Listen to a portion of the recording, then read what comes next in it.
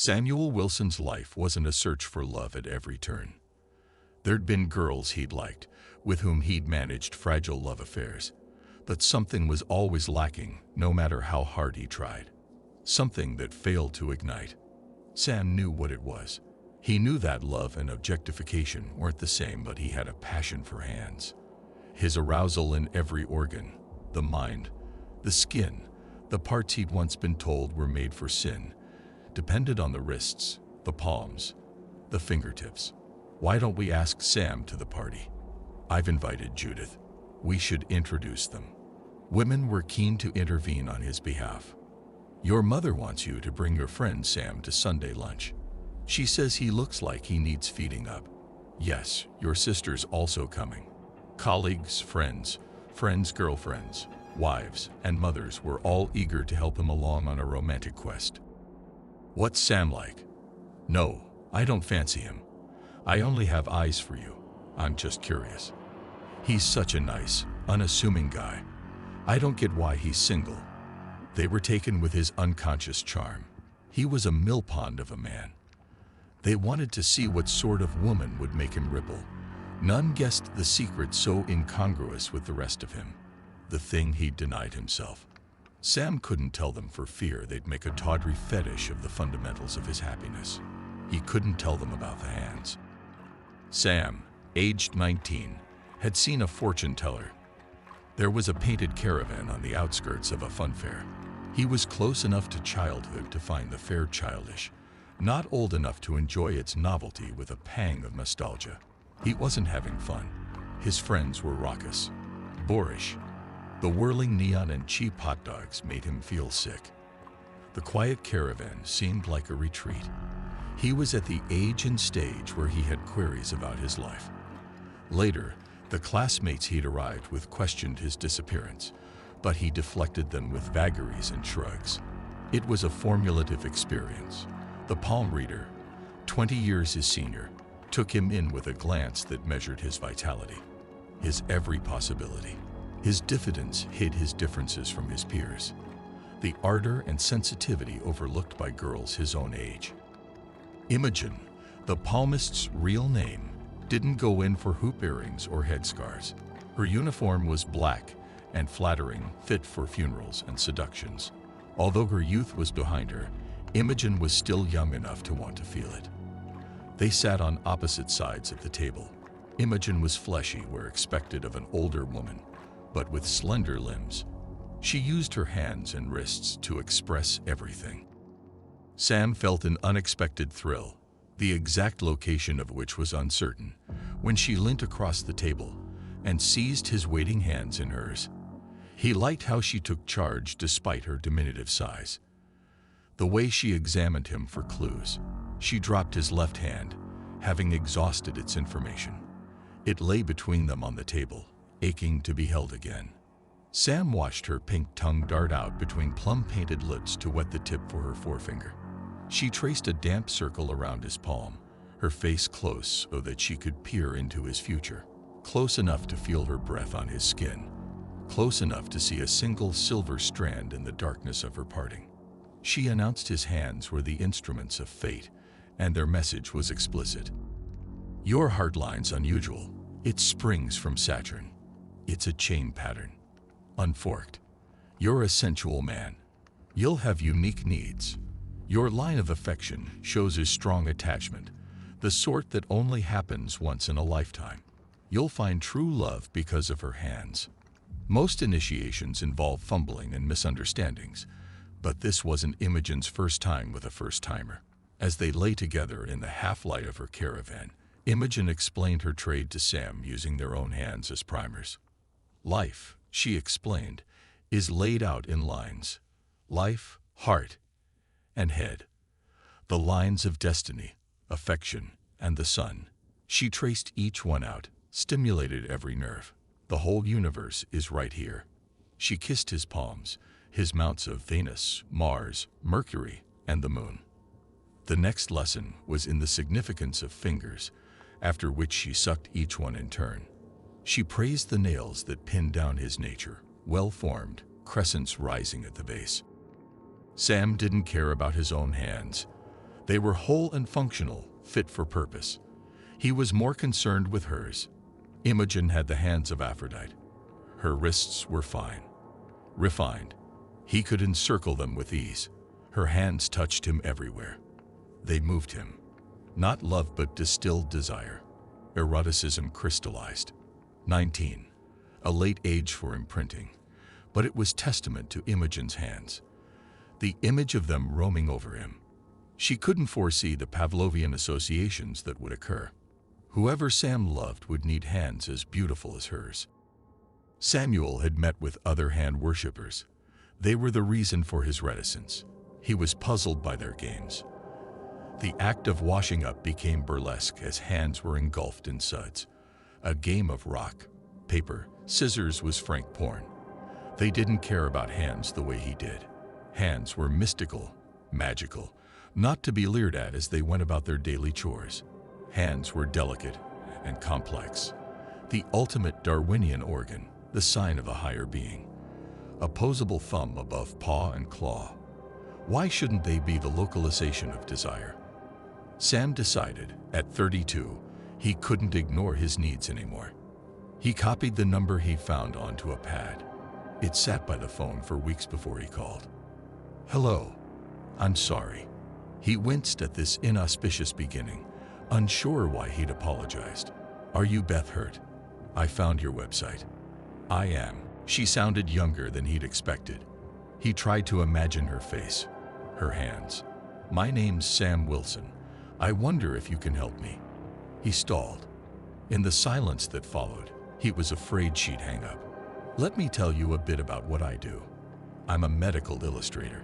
I have an anatomy degree as well as fine arts training. I do medical textbooks, teaching aids, exhibition posters, and company brochures." He was thankful that Beth Hurt was gracious, trying to put him at ease. "I need a drawing." "What of?" "A pair of hands. I work in advertising." This part was true. "I'm applying for a job with a rival agency, so I can't go to my art department." The last part was a lie. It was for a very different advert, a more personal one. M. 32, single, solvent, sincere, seeks F to share music, books, food, film, and the other fine things in life. Beautiful hands essential. All he needed was an illustration. "Tell me a bit more about what you want." Sam discussed hand anthropometry. He specified dimensions, palm to wrist ratio, finger length, shape of the nails, the glorious proportions of the flawless hand. Most of all, they must be beautiful. All hands are beautiful, she mused. They all tell a story. Sam didn't know how to disabuse Beth Hurt of this. The subtleties of the mind, the sense of humor, the face and body were subjective. He had a non-judgmental approach to those and found their variations spectacular. Hands were different. Hands were absolutes. Beautiful to me then. Sam normally coped with the monotony of motorways by seizing on their differences. The ballet of the cars, the flowers that flourished on the verges, the flash of the central barrier, graffiti that decorated the bridges overhead, who blew, who sucked, and other such stuff. He didn't need to scrutinize the minutiae of the journey now. He had other things on his mind. He turned off at Beth's Junction onto a series of dual carriageways and roundabouts. Then a town, trees, a school, a row of shops. People cooed at a bus stop. Life went on around him unencumbered while he was overcome with hope. Sam couldn't tell if Beth's street was on its way up or down. A handsome Georgian terrace passed its prime. It exhibited signs of aspiration and neglect. Some of the basement flats paraded rows of geranium in pots, while others had old sheets hung at the windows and peeling door paint. He found the right house and examined the bells by the door. Beside Beth's was a brass plaque that bore her name and nothing else. The voice that answered via the intercom wasn't hers. It was more melodic, lower in its range. "Come up, second floor. I'll leave the door open." Beth's on the phone. The communal hall's flower prints and beige carpet gave no clue as to what waited upstairs. He took the stairs two at a time. The door was ajar. Beth Hurt's hall was painted matte charcoal. A set of daguerreotypes hung upon one wall, formal portraits that were trapped beneath a silver skin. He liked these antique pictures from the past. Their eyes were alive in a way that eluded modern printing techniques. There were shelves loaded with curios, a set of opera glasses and a peacock fan, metal syringes shining in their case, a porcelain phrenology head, a nautilus shell, a Navy surgeon's brass-bound chest lay open against one wall. Sam read the label by each viscous instrument, designed for hasty amputations.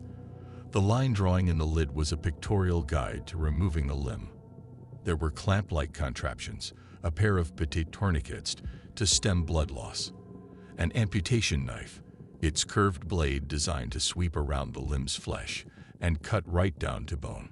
The zigzag teeth of the tendon and D-shaped saws looked like something from a joiner's bag. A door at the end of the corridor opened. It was Beth Hurt. "Sorry to keep you waiting. Come through. Did Kate offer you a drink?" "No, but don't worry. I'm Sam." He held out a hand. She took it. Firm grip, warm, soft skin.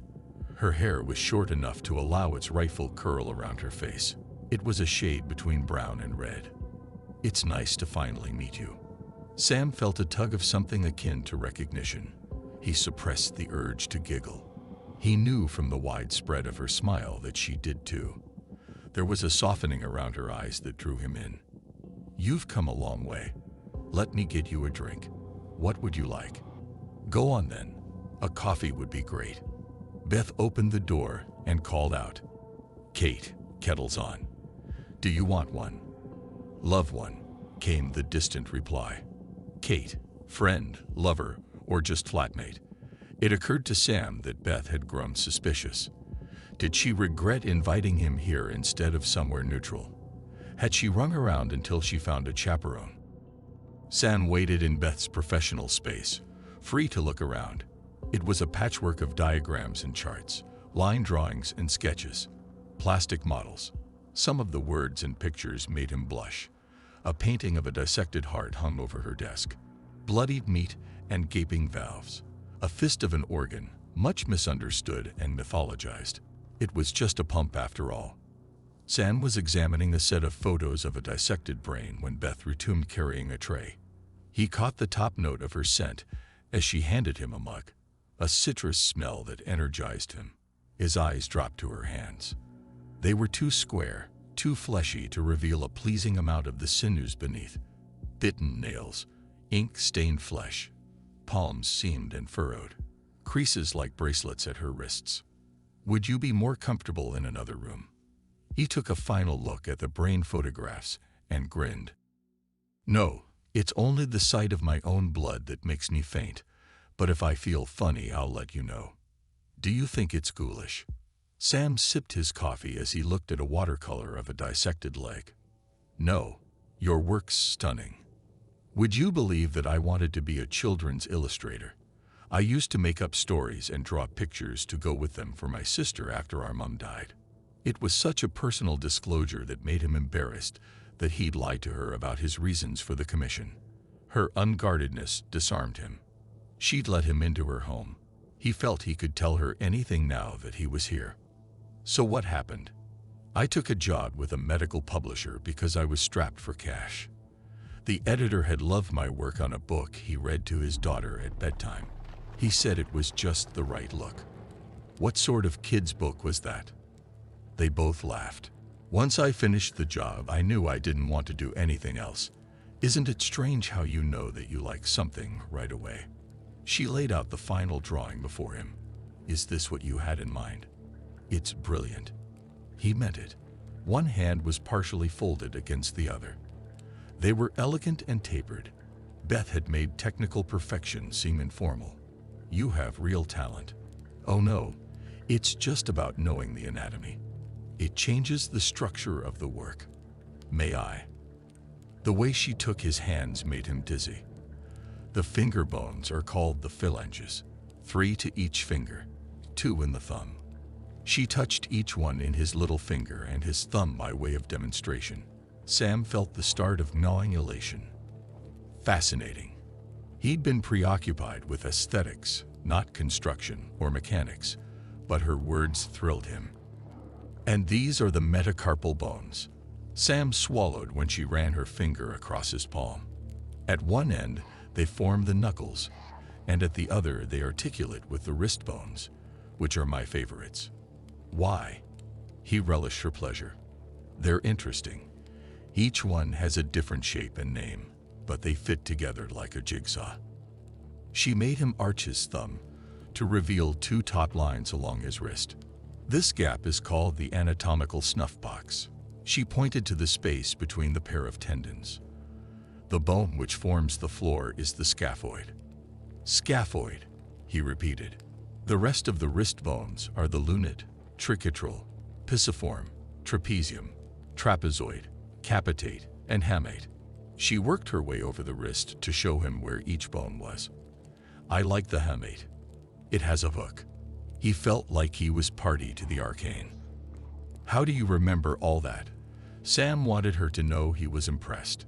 Hard work and mnemonics. Lots of mnemonics. The only mnemonic I know is Richard of York have battle in vain for the rainbow. A spot of color had appeared high on Beth's cheeks. It conjured up Beth hurt in bed, postcoital, flushed, and loose-limbed. Intuition told him the reason for her flush. What's the mnemonic? What? For the wrist. Scared lovers try positions that they can't handle. Beth tried to sound unabashed. The physiology of their attraction couldn't be faked. The symptoms of their chemistry. They were close. Sam's pupils dilated. It was hard to breathe. His heart no longer functioned as just a pump. His blood was hot. His throat was dry. Beth was a lodestone, and he'd been magnetized. Their heads were tilted in sympathy, lips parted in empathy. He couldn't. Beth's hands were lacking. The picture. He moved away. It's perfect. I hope you find what you want. Pardon. Get what you want. The job. She sounded magnanimous in rejection. Courageous. I wish you the best of luck. I'll treasure this, no matter what. Not because of its anatomy, but because you've pictured exactly what I described. I've a confession. It was easier than you think. What do you mean? I had a model. A model. He'd imagined such hands could only be imagined. Yes, Kate, my sister. Do you want to meet her? Sam could see the shades of sisterhood on their faces. Kate was at ease amid the depictions of flayed flesh and dismembered limbs. She was an elongated, elegant version of her sibling. Undeniably the better looking of the two, but with paler hair and skin. A less vivid version of Beth. I thought introductions were in order. Sam, Kate. Kate, Sam. Hi. Nice to meet you. Sam searched her smile, this Madonna of the hands, but all that it revealed was her teeth. Sam loves the picture. I thought you two should meet. Kate's hands were partially covered by the cuffs of her jumper. The fine rib clung to her wrists.